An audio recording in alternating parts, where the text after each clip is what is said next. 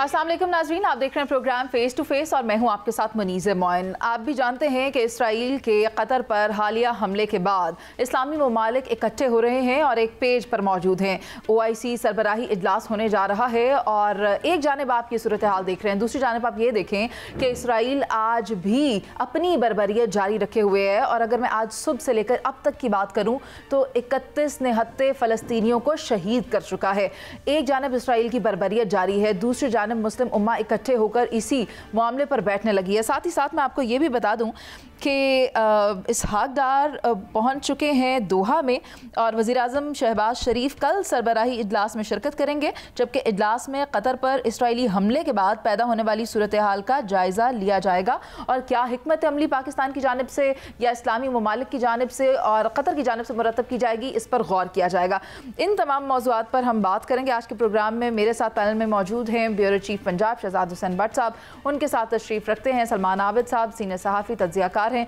हमें ज्वाइन करेंगे air commodore retired Khalid Chishti साहब भी। और गुफ्तगू का आगाज़ में खालिद चिश्ती साहब से ही करना चाहूँगी। खालिद साहब, आप मुझे बताएं कि आप इसका बहुत इन डेप्थ नॉलेज रखते हैं वॉरफेयर के हवाले से भी, और अगर कतर ने अपने एयर बेसेस अमरीका को दिए थे जहाँ पर जदीद असलहा मौजूद था और उसके बावजूद अमरीका कोई भी तहफ़्फ़ुज़ फराहम करने में नाकाम रहा, जबकि अमरीकी वज़ीर ख़ारजा का जो ताज़ा बयान सामने आया है वो तो यही कहते हैं कि मज़म्मत है जो इसराइल की जानिब से किया गया, लेकिन इसराइल हमारा उतना ही दोस्त आज भी है जितना पहले था। तो यानी कि ये किस किस्म की मज़म्मत हुई? बहुत शुक्रिया मुनीज़े, आपने मुझे इन्वाइट किया है और ये वाकई आपने बिल्कुल सही कंक्लूजन किया है या एनालिसिस किया है कि ये किस तरह की डिफेंस है या किस तरह की कोलैबोरेशन है, जिसके अंदर एक तरफ आप एक हमलावर को भी जस्टिफाइड समझते हैं और जिस पर हमला हो रहा है उसको भी कहते हैं कि आपके साथ भी ज़्यादती हुई है। ये अनफॉर्चुनेट पार्ट है और बिल्कुल ऐसे ही है कि आप जैसे आप किसी शख्स को पकड़ें, उसको बांधें और फिर जो किसी को कहें कि इसको मारो, मारने वाले को भी कहें कि तुम ठीक मार रहे हो, और जो जिसको मार पड़ रही है उसको रो रहा हो तो उसको भी आप यही कहें कि तुम भी सही रो रहे हो। बदकिस्मती यही है कि जब आप अपने डिफेंस या अपनी जो इनेबलिंग कैपेसिटी होती है जब आउटसोर्स कर देते हैं और डिपेंडेंसी एक हद से ज़्यादा बढ़ जाती है दूसरे मुल्कों पर आपकी, तो फिर उनके नेशनल इंटरेस्ट के हिसाब से आपको या चलना पड़ता है या चलाया जाता है। और हम क्योंकि अभी अभी गुजरे हैं 3-3.5 महीने पहले एक बहुत बड़े एपिसोड से जो हिंदुस्तान के साथ हमारा हुआ, उसको मैं रेफ़र करने की इजाज़त दें तो हम बेहतर मैं अपनी बात समझा पाऊँगा कि रात को 12:30 बजे तकरीबन 80 से 85 जहाज़ हवा में उड़ते हैं और अपने सरहद के अंदर रहते हुए पाकिस्तान की फ़िज़ाई हदूद के ख़िलाफ़ की गर्जी किए बगैर अपने वेपन्स लॉन्च करते हैं। विद इन 4 to 5 मिनट्स हमारे 42 जहाज़ हवा में होते हैं और ये रात को 12:30 बजे हो रहा है। सारे जहाज़ तकरीबन बियॉन्ड विजुअल रेंज मिसाइल से लेस हैं और हमने अगले कोई 25 मिनट के अंदर जो 1 घंटे की ओवरऑल लड़ाई हुई उसके अंदर 7 जहाज़ों को शूट डाउन किया, उनको लैंड नहीं करने दिया। ये क्योंकि हमारे पास अपनी कैपेसिटी थी, अपना रिजॉल्व था। कैपेसिटी होना एक और चीज़ होती है और उसकी कॉम्बिनेशन मुनीज़िर रिजॉल्व के साथ बड़ी या हिम्मत या हौसले के साथ कनेक्टेड होनी चाहिए जब भी आप जंग लड़ना चाहते हैं। कैपेसिटी आप किसी मुल्क भी बढ़ा सकते हैं, अगर उसमें हौसला नहीं है या आपने उसको इनेबल नहीं किया कि वो खुद फैसला कर सके, तो बदकिस्मती से आउटकम यही होता है जो कतर के सूरत में हुआ है। एक और अफसोसनाक मैं आपको बात बताते चलूं कि कतर को उन्होंने फाइटर जहाज दिए हैं, लेकिन इनके पास एयर टू एयर मिसाइल वो नहीं दिए जो इजराइल के पास हैं और जो खुद फ्रांस यूज कर रहा है, और दूसरे यूरो फाइटर टाइफून जो इनके पास जहाज है वो जो यूज कर रहे हैं। Almost half range 50 to 60 kilometre वाले इनको मिसाइल दिए हुए हैं, जो खुद वो 150 से 200 किलोमीटर के दरमियान यूज कर रहे हैं, जो हिंदुस्तान यूज कर रहा था यहाँ पे। तो मैं ये कह रहा हूँ कि आप किसी को इनेबल ही नहीं करते और बदकिस्मती से फिर फैसले उनकी नेशनल इंटरेस्ट है, आपकी मजबूरी बन जाते हैं। आप दुरुस्त फरमा रहे हैं। और मुझे ये बताएं कि फिर इस सूरत हाल में किया क्या जाना चाहिए अगर कतर तहफ़्फ़ुज़ ले रहा था अमेरिका से और उसके बाद आपने देखा कि हुआ क्या है, और अमेरिका अभी भी सिर्फ मजम्मती बयान दे रहा है जबकि अंदर से तो वो उसी तरह इसराइल का दोस्त है। तो आपको नहीं लगता कि सऊदी अरब ने जो इस्लामी इत्तेहाद फ़ौज बनाई थी उसको इस्तेमाल करने का वक्त आ गया है जनरल राहील शरीफ की क़यादत में? देखिए मुनीज़े, दोबारा उसी तरह की मैं बात करूंगा जैसे मैंने पहले की है कि आपकी कैपेसिटी है।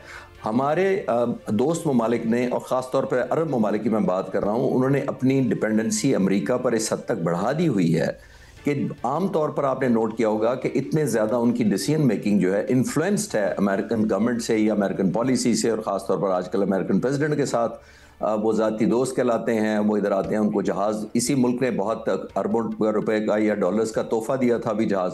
तो एक तरफ वो पर्सनलाइज फ्रेंडशिप करते हैं और उसको बदकिस्मती से अमेरिका फिर एक्सप्लॉइट करता है अपनी इंटरेस्ट के लिए। तो ये विश लिस्ट ज़रूर हो सकती है। मैं भी दुआ गो हूँ कि अरब मुल्कों में कोई फोर्स आए या कोई यूनिटी बन जाए, कोई पाकिस्तान, टर्की, इजिप्ट, सऊदी अरब या इस तरह के चंद मुल्क स्ट्रॉन्ग निकल कर आएँ। लेकिन मसला वही आएगा कि अमेरिका के इन्फ्लुएंस से निकल पाएंगे या उनको निकलने दिया जाएगा अमेरिका की तरफ से या नहीं निकलने दिया जाएगा। शहजाद हुसैन भट्ट साहब भी साथ मौजूद हैं। भट्ट साहब, आप मुझे बताएं, मार्को रूबियो ने टेलीफोन किया है, इसहाक डार से रब्ता हुआ है, इसहाक डार साहब भी पहुंच गए हैं कतर में, तो आप मुझे बताएं कि इन तमाम इस्लामी ममालिक की कतर में मौजूदगी से अमेरिका और इसराइल कितने ज़्यादा थ्रेटन फील कर रहे होंगे? दुरुस्त फरमा रही हैं मुनीज़, आप सबसे पहले आपने जो बात की है OIC की, तो 57 रुकन ममालिक जो इसमें शामिल हैं और हेडक्वार्टर जद्दा सऊदी अरब में है। ये OIC का इजलास, इसहाक डार की शिरकत और कल प्राइम मिनिस्टर ऑफ पाकिस्तान की शिरकत, इसके बाद आप इस पर पूरी कौम फ़ख्र कर रही है इस वक्त कि हम इस इजलास में, जो कि यूनाइटेड नेशन के बाद बड़ी तंजीम है और ये बहुत अहम इजलास है, इसमें शिरकत जब हम कर रहे हैं तो हमने भारत को जब शिकस्त दी है तो इस वक्त ग्राफ जो है वो हमारा बहुत अप है।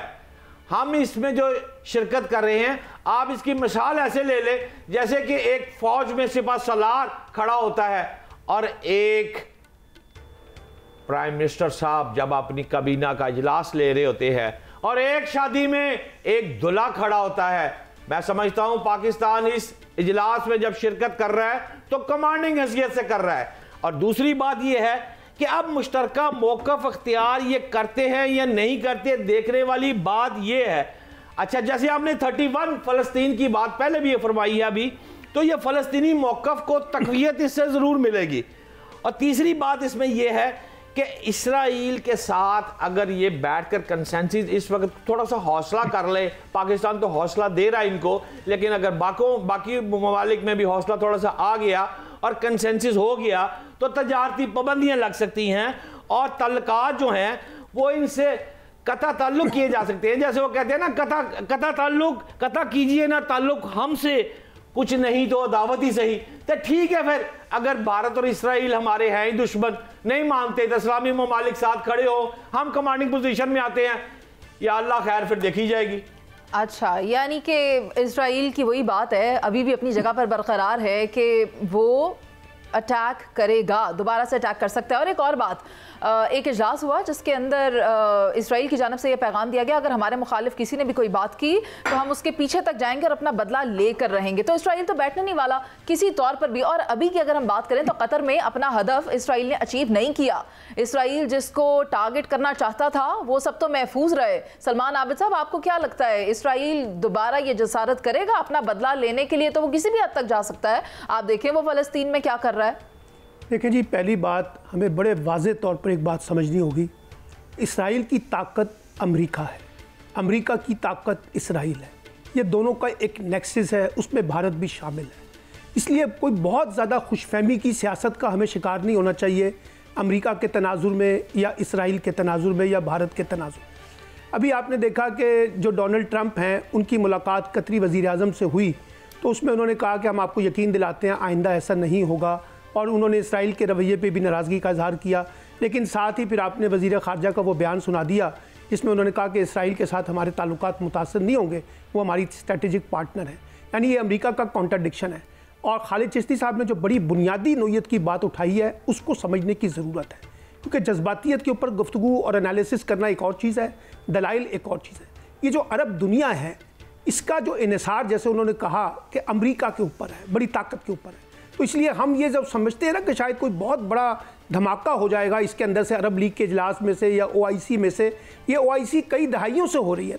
क्या कर लिया मुस्लिम दुनिया के ऊपर जो अजाब हुआ OIC ने, और क्या कर लिया अरब लीग ने जो मुस्लिम दुनिया के ऊपर अजाब हो रहा है। तो इसलिए मुझे नहीं लगता कि अब देखना सिर्फ ये है कि चैलेंज होगा कि अरब लीग के इजलास में से या OIC में से क्या मौक़िफ़ इख्तियार किया जाता है, क्या सख्त पैगाम दिया जाता है इसराइल को और अमेरिका को और उन ताकतों को जो मुस्लिम दुश्मनी का शिकार है। अगर ये सिर्फ मुज़म्मती करारदाद तक महदूद रहेगी बात और सिर्फ एक रेजोल्यूशन पास होगी तो उससे तो कोई बड़ा मार्का नहीं होने वाला, ना उससे इसराइल बाज आने वाला है, ना भारत बाज आने वाला है, ना अमेरिका बाज आने वाला है। एक तरफ अमेरिका जो है वो कहेगा कि हमला कर दो, दूसरी तरफ मुज़म्मती बयान जारी कर देगा, इसराइल जो है वो कह देगा कि हम तो करने वाले हैं, हम तो कुछ छोड़ेंगे नहीं। और ये जो फिर ख़ास तौर पर इब्राहिमी माहिदा जिसका कल मैंने जिक्र किया था वो भी मुतासिर होगा। तो ये सारी चीज़ें जाहिर करती हैं कि जो कल का इजलास है क्या इसके नतीजे में कुछ सख्त पैगाम आएगा या नहीं आएगा। अगर नहीं आता तो फिर मैं नहीं समझता कि कोई बहुत खुशफहमी में रहना चाहिए, क्योंकि ये जो अरब दुनिया है, और ख़ास तौर पे मैं अरब दुनिया से ज़्यादा अरब हुक्मरानों की बात करता हूँ, इनके ज़ाती मफादात, इनके कारोबारी मफादात जो हैं बदकिस्मती से अमेरिका और बड़ी ताकतों के साथ जुड़े हुए हैं, इसलिए हमें कोई बड़ी स्पेशलाइजेशन की चीज़ वहाँ से नजर नहीं आती। सलमान आबिद साहब, ये तो कोई इंतहाई वर्स्ट सिचुएशन होगी अगर अभी हम कोई मस्बत रिस्पॉन्स सामने नहीं लेकर आ पाते, कोई स्ट्रैटेजी नहीं बना पाते, क्योंकि आप देखें पहले की बात और थी और अब सिचुएशन बिल्कुल अलग है। पाकिस्तान इस वक्त फातेह है, पाकिस्तान वाहिद इस्लामी मुल्क है जो एटॉमिक पावर है, पाकिस्तान तमाम इस्लामी ममालिक के लिए एक उम्मीद की किरण है। मुनीज़े, अभी आपके सामने हालिया बरसों में, हालिया साल में जो कुछ गजा के अंदर हुआ है, क्या उसको आप भूल जाएंगी? क्या वो कोई बड़ा अलमिया नहीं है? सलमान आबिद साहब, आईने पाकिस्तान के तहत, आईने पाकिस्तान के तहत अफवाज पाकिस्तान की जो जिम्मेदारी है वो तो पाकिस्तान की सरजमीन की हिफाजत करना है। देखिए, इसमें पाकिस्तान की बात नहीं हो रही। मैं फिर बार बार कहता हूं, आप आइसोलेशन में चीजें ना डील करें। अगर पाकिस्तान ने कोई बड़ा रोल प्ले करना है तो वो अरब ममालिक की मदद के साथ करेगा ना। अगर अरब दुनिया नहीं खड़ी होगी तो फिर पाकिस्तान क्या करेगा? सर, आप जहां अरब ममालिक की बात करें, ये वाले पॉइंट पे मैं आपसे इत्तफाक करती हूँ कि अभी जो मीटिंग होने जा रही है उसमें एटलीस्ट अब किसी स्ट्रैटेजी के साथ सामने आना चाहिए मामला कि क्या हो सकता है। खालिद चिश्ती साहब, आप मुझे इस सवाल का जवाब दीजिएगा, क्या आप समझते हैं कि पाकिस्तान को सरबराही करने का मौका मिलना चाहिए? पाकिस्तान की अफवाज बर्री हो, बहरी हो या फ़ज़ाई हो, वो क़ुव्वत रखती है, वो सलाहियत रखती है कि वो इस्लामी ममालिक को तहफ़्फ़ुज़ फराहम कर सके। जहाँ वो फ़ौज बनाई गई सऊदी अरब की तरफ से, इस्लामी इत्तेहाद फ़ौज, क्या उसको यूज़ नहीं किया जाना चाहिए? मैं दोबारा से आपसे पूछ रही हूँ, क्या उसका हेड क्वार्टर यहाँ रावलपिंडी में नहीं होना चाहिए? क्या उसकी क़यादत, उसकी कमान पाक फ़ौज के हवाले नहीं होनी चाहिए? क्या पाकिस्तान को उन मिडल ईस्ट ममालिक में, इस्लामी ममालिक में हवाई अड्डे नहीं दिए जाने चाहिए कि वो उसको तहफ़्फ़ुज़ फराहम करे उनको, जो अमेरिका के पास तहफ़्फ़ुज़ लेने के लिए गए हुए हैं? मुनीज़े, देखिए, ये जैसे मैंने पहले कहा, अभी ये भी एक बहुत अच्छी विश लिस्ट तो हो सकती है, लेकिन स्टेक देखने पड़ते हैं। आया यही अरब ममालिक इतनी ज़्यादा पेन इन्फ्लिक्ट कर सकते हैं कोई एक्शनेबल रिजॉल्व लेके? मुझे एक्शनेबल पे जोर दे रहा हूँ मैं। एक कंडेम करना होता है, रेजोल्यूशन पास करना होता है, मीडिया में तकरीरें करना होता है, यूनाइटेड नेशन में जाकर करारदाद प्रिंट करा के मीडिया को रिलीज करनी होती है। मैं इसकी बातें नहीं कर रहा। देखिए, किसी मुल्क को जब आप डिटर करते हैं या खौफजदा करते हैं तो वो कीमत मांगते हैं। आप बुनियादी तौर पर हिंदुस्तान के खिलाफ पाकिस्तान ने 7 जहाज डाउन करके और 10 तारीख को इतनी ज़्यादा टनेज फेंक कर एक कीमत मांगी थी कि अगर आप ये हमलावर होंगे तो ये न्यू नॉर्मल भी नहीं होगा, पहली बात। और न्यू नॉर्मल इसलिए ही नहीं होगा कि आपसे हम कीमत इतनी ज़्यादा मांगेंगे कि आप दे नहीं पाएंगे। तो जंगें इस तरह रुकती हैं। जंगें इस तरह कंडेम करने से या सिर्फ ये कह देने के कि ये अलायंस हो गया हमारा, कोई इजराइल को तकलीफ पहुंचेगी, इकोनॉमिक हो, पॉलिटिकल हो, डिप्लोमेटिक हो। मैं उसकी बात अभी डिटेल्स, ना मेरा मैंडेट है ना मेरे पास प्रीव्यू है। तो आपने इतनी पेन कॉज करनी है। आप मुझे ये बताएं कि आप अगर इजराइल के पॉइंट ऑफ व्यू से सोचें, उसको क्या प्राइस दिया उसने स्ट्राइक की, सवाई कंडेम करने के, सवाई ये कहने के वो स्ट्रेटेजिक पार्टनर है अमेरिका की तरफ से ही बयान आ जाना। तो एक्शनेबल जिसको मैं पेन कह रहा हूं ना, कोई ऐसी तकलीफ चाहे उनके बिजनेस को हो, चाहे उनके जो दुनिया भर में ग्लोब में उनके इंफ्रास्ट्रक्चर फैला हुआ है उसको इकोनॉमिक हिट हो, तो तब मैं ये बोलूंगा। लीड कर लेना कि पाकिस्तान लीड करे या सऊदी अरब लीड करे या तुर्की लीड करे, इट डज नॉट मैटर। कितने रिजॉल्व के साथ लोग आपको ज्वाइन करेंगे, मोस्ट इंपॉर्टेंट ये है। आप मुझे हेड बना दें लेकिन लोगों की इंटरेस्ट मेरे साथ ना हो तो फिर उससे क्या फर्क पड़ेगा? ठीक है, खालिद चिश्ती साहब, अलाइनमेंट शो करनी है। अभी एक ब्रेक का कहा जा रहा है खालिद चिश्ती साहब, लेकिन मैं ये समझते ओआईसी इजलास क्योंकि आज और कल हो रहा है, देखते हैं इसके बाद क्या फाइंडिंग आती है। लेकिन ये कहना गलत नहीं होगा कि आज नहीं तो कल अगर इसराइल को लगाम नहीं डाली जाती तो फिर इसराइल का अगला हदफ कोई भी मुल्क हो सकता है। जितना आज़ाद और बेलगाम इसराइल इस वक्त हो चुका है, आने वाले वक्तों में उसको रोकना जो है वो किसी के बस की बात नहीं रहेगी अगर उसको अभी नहीं रोका गया। तो अभी एक ब्रेक पर चलते हैं, जिसके बाद हमें वापस आना है और बात करना है कि पाकिस्तान के अंदर जो ऑपरेशन किया जा रहा है, सैनिटाइजेशन का ये ऑपरेशन है फितना अल खवारिज के खिलाफ, उस पर बात करेंगे एक ब्रेक के बाद। नाज़रीन, आप हमारे साथ ही मौजूद रहिएगा।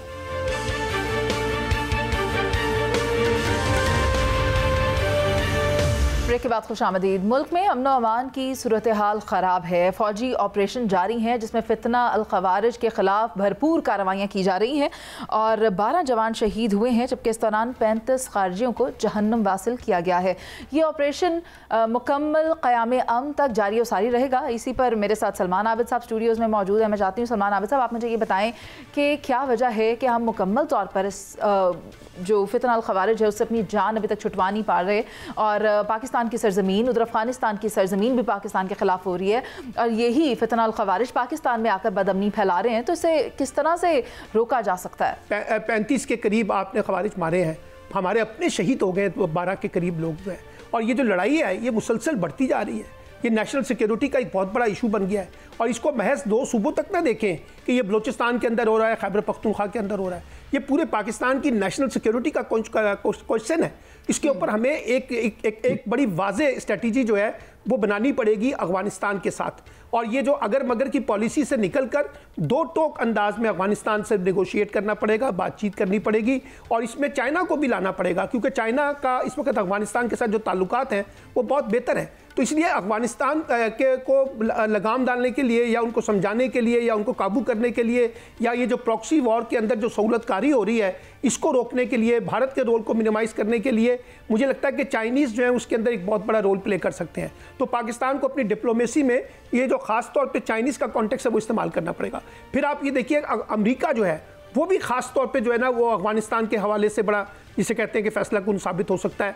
उसको भी ये बावर करवाना होगा कि अगर आप इस रीजन के अंदर सिक्योरिटी चाहते हैं, इस रीजन के अंदर अमन चाहते हैं, इस रीजन के अंदर ट्रेड चाहते हैं और रीजनल कॉपरेशन को बढ़ाना चाहते हैं, तो ये जो प्रॉक्सी वॉर्स हैं इनको ख़त्म किए बगैर बात नहीं बनेगी। अब भारत ने तो बराह रास्त एक्शन जो किया उसका नतीजा देख लिया। अब उसने जो दूसरी स्ट्रैटेजी बनाई हुई है कि पाकिस्तान को डिस्टेबलाइज करने के लिए जो प्रॉक्सी वॉर्स हैं उस पर ज़्यादा इन्वेस्टमेंट की जाए, उसको ज़्यादा स्ट्रॉन्ग किया जाए। तो अब ये देखना होगा कि पाकिस्तान इस वक्त किस तरह से अफगानिस्तान को डील करता है और अफगानिस्तान को एक पैगाम देता है सख्त किस्म का, जो हमारी सिविल मिलिट्री डिप्लोमेसी के अंदर जो है वो कारगर साबित हो सके और एक वाज़ेह पैगाम जा सके कि भी बस बस बस बस हो गई है। यानी इससे ज़्यादा टॉलरेट नहीं किया जा सकता अफगानिस्तान को। अगर आप अफगानिस्तान एक ड्यूल रोल प्ले करेगा, एक तरफ वो भारत के साथ भी रहेगा, एक तरफ वो TTP के लोगों को फैसिलिटेट भी करेगा और एक तरफ वो पाकिस्तान को डिस्टेबलाइजेशन करने का एजेंडा भी का हिस्सा भी बन जाएगा, तो ये बात आगे चल नहीं सके। पाकिस्तान तो ये बात कतई तौर पर टॉलरेट नहीं कर सकता कि वो अफगान सरजमीन हो या पाकिस्तान की अपनी सरजमीन हो और वो पाकिस्तान के खिलाफ इस्तेमाल हो रही हो। आप देखें बलूचिस्तान में किस तरह अफवाज पाकिस्तान मसरूफ़ अमल हैं और ये जो भारत के स्पॉन्सर्ड टेररिस्ट होते हैं उनके खिलाफ कार्रवाइयाँ कर रहे हैं। महारंग बलोच की मिसाल आपके सामने है, इनको टेकअप किया जा रहा है और इनका कला कमा किया जाएगा। ये सिलसिला तो नहीं चल सकता, लेकिन ऑन ग्राउंड क्या हो रहा है?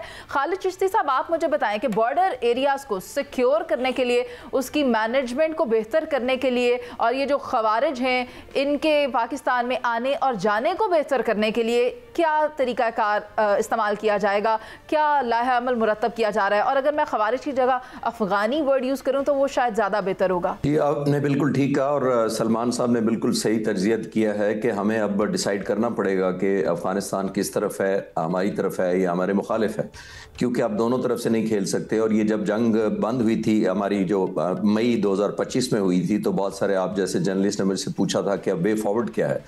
तो मैं ये तो नहीं मैं प्रेडिक्शन कर रहा था, लेकिन मैंने एनालाइज यही किया था कि हिंदुस्तान अब प्रॉक्सी वॉर की तरफ जाएगा और वो अफगानिस्तान या और जो इनके जो वहाँ पे स्टेशंस हैं उनके थ्रू एक्सप्लॉयटेशन करेगा, ताकि पाकिस्तान को ज़ाहिर है आप सामने आके तो मुकाबला नहीं कर सके, पर छुप के आके मुकाबला करने की या डिस्टेबलाइज करने की कोशिश करेगा और इसी की ये कंटिन्यूटी है। अब आपने पूछा है कि ये बॉर्डर्स, देखिए दुनिया में कोई भी मुल्क ऐसा नहीं होता जो 100% फौज इंच बाय इंच किसी बॉर्डर पे वो डिप्लॉय कर सके। आपने डिटर करना होता है, कोलैबोरेट करना होता है, अंडरस्टैंडिंग डेवलप करनी होती है। आपने ईरान का देख लिया, पाकिस्तान जब वार से वजूद में आया था तो ईरान पहला मुल्क था जिसने हमें तस्लीम किया था, लेकिन बदकिस्मती से आपने देखा 78 साल बाद एक मिस एडवेंचर ईरान की तरफ से किया गया था पाकिस्तान की सरहदी हदूद के अंदर फिजाई, तो पाक फिजाइया ने 16 घंटे के अंदर जवाब दिया था बिफ्टिंग, क्योंकि हम नहीं चाहते थे कि न्यू नॉर्मल बन जाए किसी मुल्क की तरफ से, और वो हिंदुस्तान को मैसेज चला गया था जो उनको नहीं समझ आया और तकरीबन 1.5-2 साल बाद उन्होंने वही किया कि एक नया न्यू नॉर्मल सेट करने की कोशिश की। कमिंग बैक, आप स्पेसिफिकली आपके जवाब में देखिए, फिजिकल डिप्लॉयमेंट ऑफ ट्रूप्स नहीं है, ये फेंस लग रही है, ये प्रोग्रेस ऑलमोस्ट प्रोजेक्ट कंप्लीट हो चुका है। मैं पाक फिजाइया के पॉइंट ऑफ व्यू से आपको ये बता सकता हूँ कि हमारी बहुत ज़बरदस्त कैपेसिटी है अनमैन्ड एरियल व्हीकल्स ऑपरेट करने की, और हमारा इस वक्त रोल कंट्रीब्यूशन है भी पाक फिजाइया का बहुत इफेक्टिवली है इस बॉर्डर पर, वेस्टर्न बॉर्डर दोनों तरफ, केपी के और बलूचिस्तान दोनों सूबों में पाक फिजाइया बड़ी एक्टिवली इन्वॉल्व है। लेकिन जैसे मैंने अर्ज किया कि इतनी रिसोर्सेज नहीं होते कि आप डिप्लोमेटिक या अदरवाइज ना उसको समझाएं। ये टाइम आ गया है कि हमें क्लैरिटी करनी चाहिए कि अफगानिस्तान की हुकूमत किस तरफ है।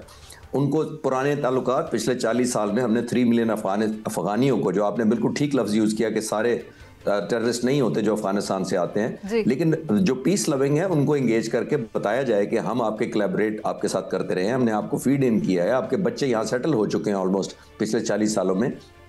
हमें वो याद करके इसको डिप्लोमेटिक लेवल पर करने के अलावा ह्यूमैनिटेरियन लेवल पर भी एक रियलाइजेशन करानी चाहिए। बिकॉज एक चीज़ बड़ी अच्छी अफगानिस्तान की सोसाइटी में है, वहाँ एक जिरगा सिस्टम है, वो एल्डरली जो लोग होते हैं, जो ट्राइबल्स होते हैं, उनको बड़ा रिस्पेक्ट होता है। मेरा यही ख्याल है कि उनको सबको इंगेज करना चाहिए। सिर्फ सर्वेलेंस करके हर वक्त 24 घंटे आप नहीं कर सकते अक्रॉस इतना बड़ा बॉर्डर है हमारे पास। तो आई थिंक दूसरे मीन्स यूज़ करने पड़ेंगे, और जाहिर है पनिश जो किया है या जो कल हमने काउंटर अटैक किया कि उनको न्यूट्रलाइज किया, वो तो कंटिन्यू करते रहना चाहिए।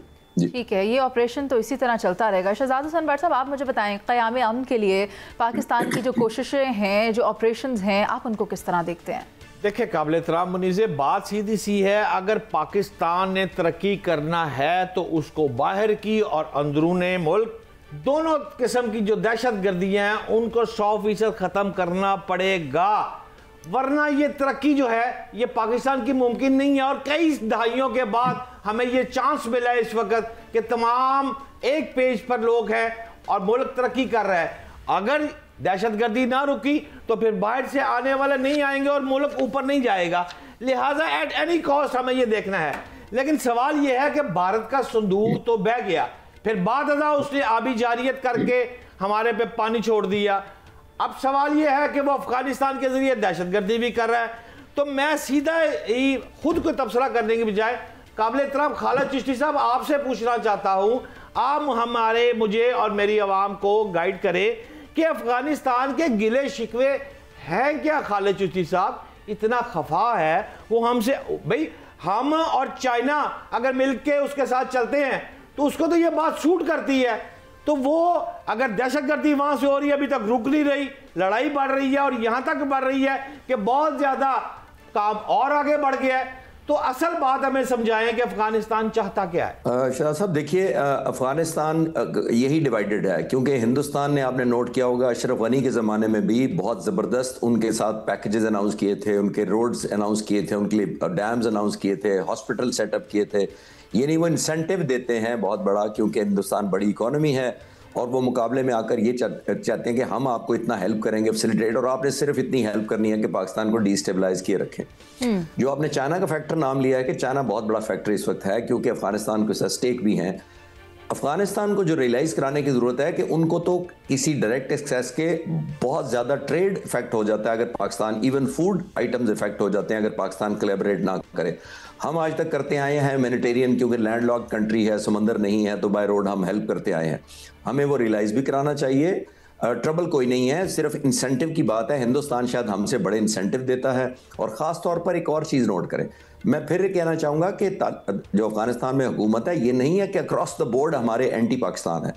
उसमें कुछ एलिमेंट होते हैं जिनको ये बाय आउट किया जाता है या सिंपथीज ली जाती हैं और कनेवेंस कर ली जाती है, और एक तालिबान चंद सौ या चंद हज़ार ऐसे फाइटर्स को क्लियर करके, क्योंकि इनिशिएटिव उनके पास होता है, टेररिज्म का जगह उन्होंने चूज़ करनी होती है, वेपन उन्होंने चॉइस करना होता है, इंटेंसिटी उन्होंने डिसाइड करनी होती है। तो ये चंद हज़ार लोग भी पाकिस्तान को काफ़ी नुकसान पहुंचाने के लिए काफ़ी होते हैं, जो हिंदुस्तान जिनको स्पॉन्सर कर रहा है। तो मैं ऐसा चाह रहा हूं कि गवर्नमेंट लेवल नहीं, सिर्फ गवर्नमेंट अफगानिस्तान का हमें ज़्यादा रिजॉल्व चाहिए, एक डिटरमेंट एफर्ट चाहिए, एक ऑल आउट ऑपरेशन चाहिए, चाहे पाकिस्तान की सपोर्ट से करे।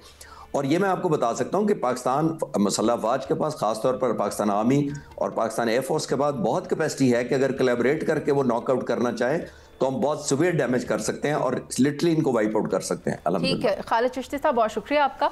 बात वो कहते हैं ना कि जिस पर एहसान करो उसके शर से बचो, लेकिन साथ साथ नाजरीन आपके सोचने के लिए जो पॉइंट है वो ये है कि भारत तो हम जानते हैं कि अफगानिस्तान के साथ मिलकर किस तरह पाकिस्तान में बदअमनी फैला रहा है, लेकिन एक और बात जो शायद अगर आप नहीं सोच रहे तो इस पॉइंट ऑफ व्यू से भी सोचना शुरू कर दें कि अफगानिस्तान के पास जो जदीद असलहा है वो आया कहाँ से है और उसके पीछे जिसके मकासद हैं वो क्या हैं। इस एलिमेंट को निगलेक्ट नहीं करना। अभी एक ब्रेक पर चलते हैं, जिसके बाद वापस आएंगे और बात करेंगे पाक भारत टाकरे की। आप हमारे साथ रहिए। वेलकम बैक नाजरीन, और मैं आपको ये बताना चाहती हूँ कि राफेल के बाद जो पाकिस्तानी शाहीन हैं वो भारतीय सुरमाओं को मैदान में गिराने के लिए भी तैयार हैं। एशिया कप का हाई वोल्टेज मैच आज पाकिस्तान और भारत के दरमियान होने जा रहा है। इसी पर मुझे प्रोग्राम में ज्वाइन कर रहे हैं sports analyst Irfan Zaheer.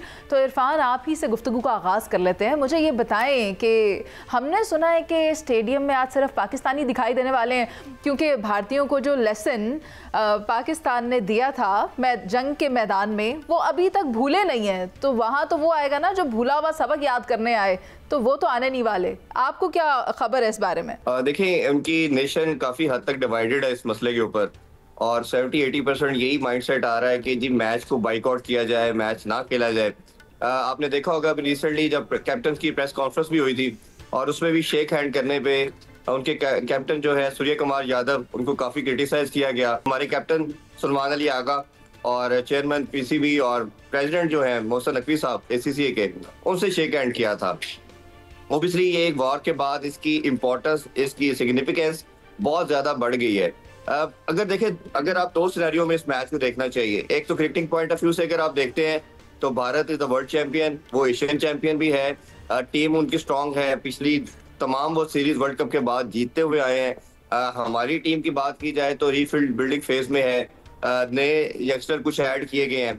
But ये मैच जो है ये इंटायरली नर्व्स का गेम है। ये इस तरह का मैच नहीं है जिसमें आप बात करें कि फलां टीम रैंकिंग में ऊपर है, फलां टीम ऐसी परफॉर्मेंस कर रही है। ये नर्व्स की गेम है और प्रेशर की गेम है। जहां तक आपकी दूसरा पार्ट था क्वेश्चन का, जो मेरी इंफॉर्मेशन है, जो मैंने चेक किया है, भारतीय कोई भी ऑफिशियल इस मैच को कवर करने के लिए या देखने के लिए नहीं आ रहा, बिकॉज भारत जो है वो इस टाइम इस एशिया कप का होस्ट भी है। तो जो भी होस्ट होता है वो तमाम चीजों को ऑर्गेनाइज करने के लिहाज से, देखने के लिहाज से वो ग्राउंड में आते हैं, उनके तमाम जितने भी स्टेक होल्डर होते हैं। इवन दो जे शाह जो है, जो ICC के प्रेसिडेंट है, उनका हेड ऑफिस भी बिल्कुल पास है, वो भी आज USA जा रहे हैं। उन्होंने भी आज इस मैच को देखने के लिहाज से माजरत कर ली है। तो ये आपको रिफ्लेक्ट करता है कि इनकी नेशन डिवाइडेड है, इनकी टॉप टियर की जो मैनेजमेंट है वो डिवाइडेड है, इनका जो RSS का, BJP का एक जो माइंडसेट है, कुछ बात इनकी मेंटल कैपेसिटी की भी ना कर लें। वो इन्होंने पाकिस्तान का लोगो भी हटा दिया था जहां पर पाकिस्तान का लोगो मौजूद होना चाहिए था। इस बारे में भी बताएं कि ये ग्रीवेंसेस और ये ग्रजेस ये कब आगे बढ़ेंगे, बतौर कौम ये कब सोचना शुरू करेंगे? मुझे ये ना स्टोन एज की बातें हैं। ये दुनिया में इन्होंने एक माइंडसेट रखा, एंटी पाकिस्तान, एंटी मुस्लिम कह लें, वो करते करते ये इस नहज पे पहुंच गए कि पूरी दुनिया में इनका मजाक बनना शुरू हो चुका है। जिस तरह वॉर में इनका मजाक बना, अभी बनना शुरू हो गया। आप ये देखें कि जब चेयरमैन PCB और जो प्रेसिडेंट मोहसिन नकवी साहब, इन्होंने जब बांग्लादेश में कंडक्ट करनी थी मीटिंग जिसमें तमाम एशियन क्रिकेट काउंसिल के मेंबरान ने उन्होंने पार्टिसिपेट करना था, तो इन्होंने पूरा जोर लगाया किसी तरह वो मीटिंग ना हो और तमाम जो हेड हैं वो पार्टिसिपेट ना करें। आप ये देखिए कि तमाम ने पार्टिसिपेट किया और इनको भी इवेंचुअली फिर वर्चुअल मीटिंग में आना पड़ा। ये मुनीज़े, ये जितनी मर्जी बात कर लें, ये जितनी मर्जी डिस्कशन कर लें कि पाकिस्तान को गिराना है, एंड ऑफ द गेम जो है ना वो पैसे की है। अगर आपका इतना ही माइंडसेट था, और आपकी जो गवर्नमेंट ने अभी रिसेंटली एक लॉ ही कहना चाहिए कि इन्होंने कहा जी कि आप जितने मल्टीनेशनल किस्म के इवेंट होंगे उसमें पाकिस्तान के साथ खेल सकते हैं, बट ये है कि बायलैटरल कोई भी सीरीज नहीं होगी ना, हम अपनी कंट्री में जाएंगे या अब इस पे हम क्या कह सकते हैं? शहजाद हुसैन भट्ट साहब, आप मुझे बताएं, मैच चल रहा है तो आपको क्या लगता है किस टीम का पलड़ा ज्यादा भारी हो सकता है? देखें जी मुनीज़े मोइन, पहले के मैच जैसे भाई ने अभी भी बात की कि उनकी टीम जो है वो थोड़ी सी बेहतर है, उनकी आबादी बहुत ज़्यादा है, उनके पास बंदे बहुत ज़्यादा हैं, टैलेंट फिर निकल आता है, और हमारे यहाँ थोड़ा सा प्रॉब्लम आ जाता है। लेकिन मैं एक बात बता दूं, जंग हो या मैच हो, मोराल बड़ा अहम होता है। इस वक्त जो पाकिस्तान का मोराल है वो बहुत अहम है। लेकिन इसके साथ साथ मैं आपसे ही इरफान साहब ये भी पूछना चाहूँगा, अभी आपने एक फिक्रा बड़ा ज़बरदस्त कहा है कि जी भारत इसका होस्ट है और होस्ट के साथ जो उनकी नेशन है वो डिवाइड हुई हुई है। ये नेशन तो डिवाइड हो गई, मैं मान लेता हूं, लेकिन मुझे ये बताएं कि इस वक्त 10,000 दरम एक बड़ी अमाउंट होती है, 10,000 दरम से लेकर 30,000 दरम तक जुर्माना आयद किया जाएगा। झंडा मैं लेके नहीं जा सकता, कोई जनाब बैनर वहां पे नहीं लगाया जा सकता, और तमाम इतनी सख्ती कर दी है कि 3-3 माह की कैद की बातें कर रही है। और यार ये मैच हो रहा है या कोई जलसा हो रहा है, कहानी के अंदर मुझे थोड़ी सी ये भी बताएं। देखिए ये यूएई की लॉ जो है ना वो बड़ी स्ट्रिक्ट है। ये इम्प्लीकेशन पहले इतनी ज्यादा नहीं थी, बट अब ग्रेजुअली लास्ट 2-3 ईयर से ज्यादा आनी शुरू हुई है।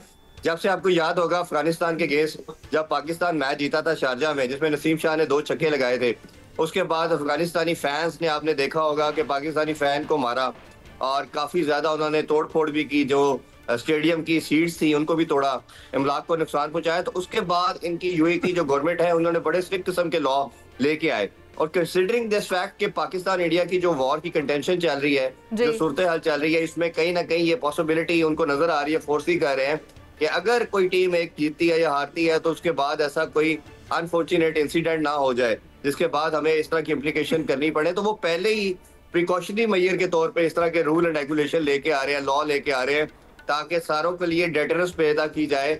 और डेटरेंस तब भी होगी कि जब आप उनको पेनलाइज करेंगे, उन पे हैवी अमाउंट का पेनल्टी रखेंगे। अदरवाइज तो आपको पता है कि एशियन बेल्ट जो है ये इतने आराम से काबू में करना, कंट्रोल करना पॉसिबल नहीं होता। और फिर नारेबाजी भी लगाई जाती है, वो अच्छी बात तो नहीं है। लेकिन मैंने देखा था जब पाकिस्तानी टीम गुजरती है तो वहां पर जो भारतीय हैं वो भी हक में नारे लगाते हैं। मैंने बाबर आजम के हक में बड़े नारे सुने थे। लेकिन इरफान, अभी हमारे साथ सलमान आबिद साहब भी मौजूद हैं, लेकिन शहजाद हुसैन भट्ट साहब, आप क्योंकि ये हरे रंग का कोट पहन के आए हैं, तो अगर आज पाकिस्तान खुदा न ख्वास्ता अल्लाह ना करे कामयाब नहीं हो पाता तो फिर आप ये कोट अगली बार नहीं पहन कर आएंगे, डन?